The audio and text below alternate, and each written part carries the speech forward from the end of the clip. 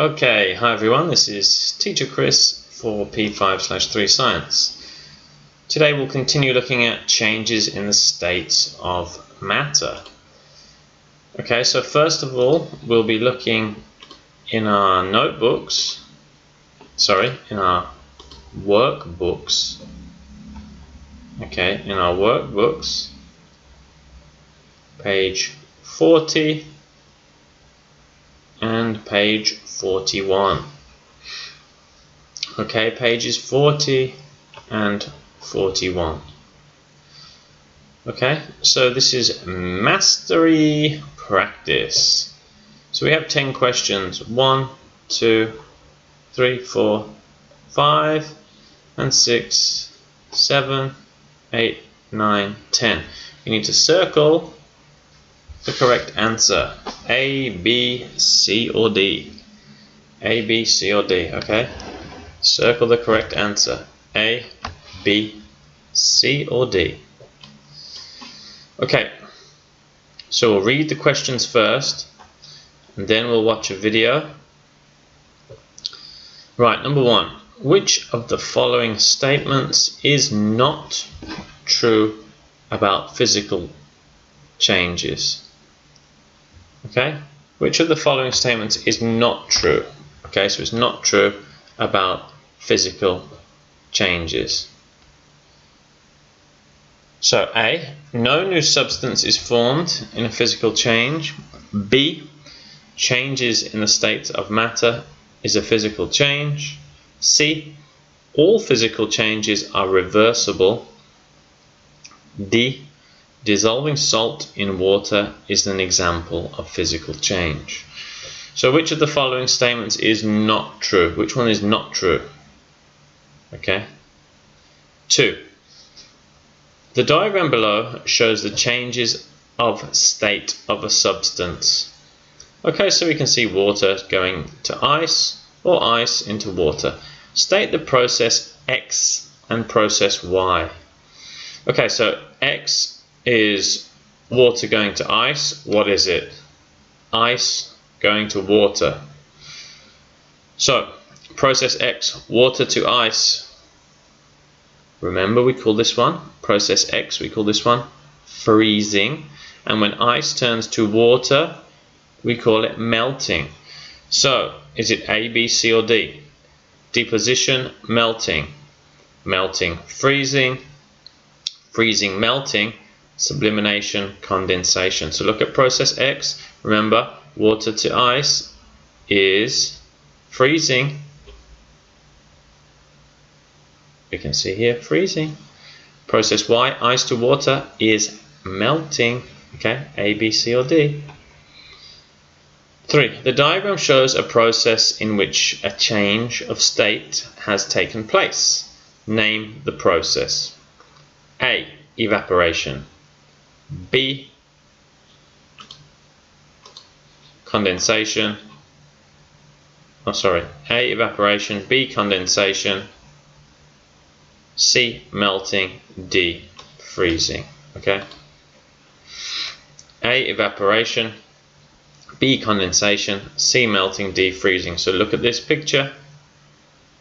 What process? 4. At an extremely low temperature, very, very, very cold, water vapor in the air cools and changes into frost without passing through the liquid state. What is the name of this process? A, condensation. B, deposition. C, solidification. D, evaporation. We will watch a video in a minute to help us. 5. Which of the following is at reversible change? A, tearing of paper into pieces. So we tear the paper into pieces. B, cutting of wood into logs. Cut the wood into logs. C, dissolving of salt in water. Okay, we looked last lesson. Dissolving salt in water. D, breaking of an egg. When we break an egg. A, B, C, or D. 6. Which of the following involves the process of evaporation? 1, 2, 3. We have picture 1, picture 2, picture 3. So the answer is it A, 1 and 2 only, B, 1 and 3 only, C, 2 and 3 only, D, 1, 2 and 3?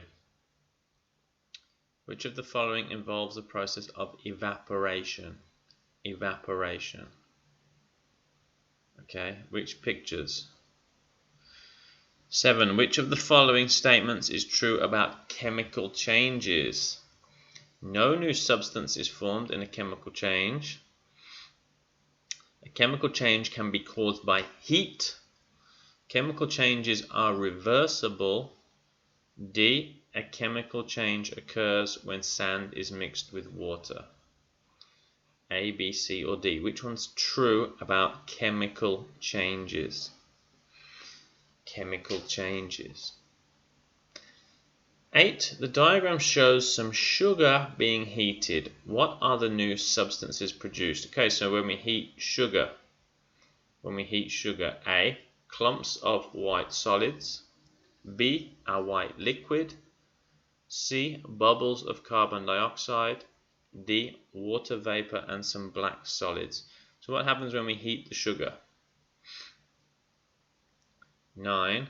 Which of the following is not a chemical change?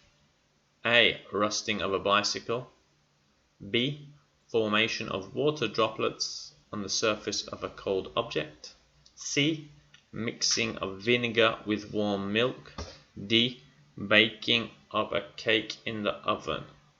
Not a chemical change. Which one's not a chemical change? 10. What happens when baking soda is mixed with vinegar? Okay, we saw this last week. When baking soda is mixed with vinegar, A, bubbles of carbon dioxide appear, B, clumps of white solid forms, C, baking soda sinks to the bottom, D, smoke appears. Okay, so A, B, C, or D. Now we're going to watch a video to help us. Okay, we're going to watch this video to help us. Let's have a look. Today we'll be learning about changes in the states of matter. Now you know there are 3 states of matter. There are solids, there are liquids, and there are gases. And you probably know that when a solid like ice turns into a liquid, we say that it's melting. And if a liquid like water turns back into a solid, we can say that it's freezing. But it turns out they're names for all of the other types of changes that can exist as well. If a liquid turns into a gas, like when you boil a pot of water, we say that the liquid is evaporating. This is an example of evaporation. There are also times when a gas will turn back into a liquid. If you've ever had a bottle of cold water, you see these little droplets of water form on the outside. This is happening because water vapor, or gas in the air, is turning back into a liquid because of the cold water inside of the bottle. We call this process when a gas turns back into a liquid condensation. There's one more example too. Believe it or not, but a solid can turn directly into a gas without ever having to be a liquid. This happens with dry ice, which is solid carbon dioxide. If you drop it in some water just to start the reaction, you can see that the carbon dioxide ice is turning directly into a gas. It's never becoming a liquid. Those solid chunks are switching directly into a gas.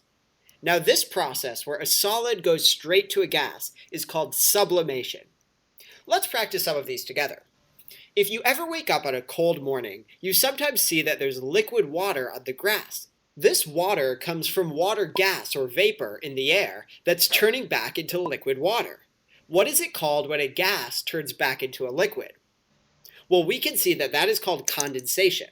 Here's another example. If you pour water on a dark surface on a hot day, you can watch it seem to disappear really quickly.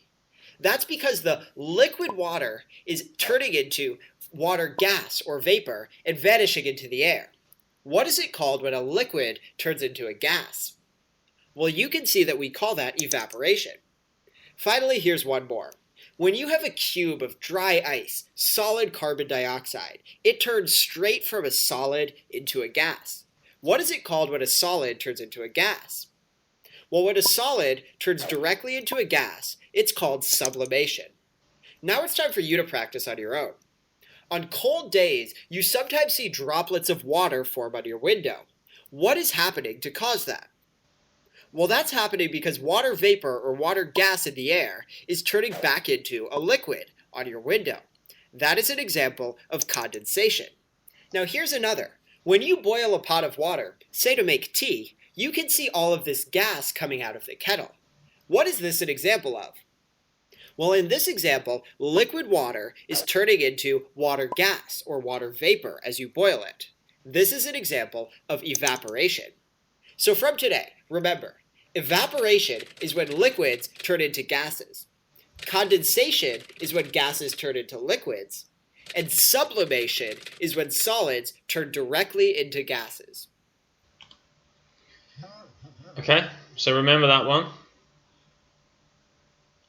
Remember this. Evaporation is when liquids turn into gases.